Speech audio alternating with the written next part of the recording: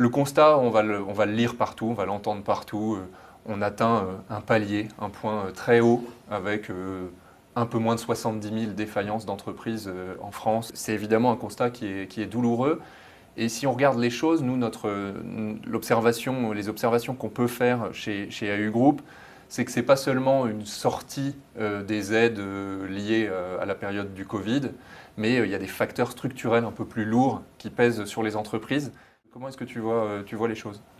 Tu as entièrement raison. On constate en effet ces tendances, on les a vues en 2025 et on l'a vu aussi dans de très nombreux secteurs. Et aussi on constate que ces difficultés touchent des sociétés de toute taille, mais ces derniers mois, des sociétés de taille de plus en plus significative, où là aussi on va trouver des enjeux extrêmement importants pour les entreprises, pour les actionnaires et comme tu l'as dit aussi, pour les salariés.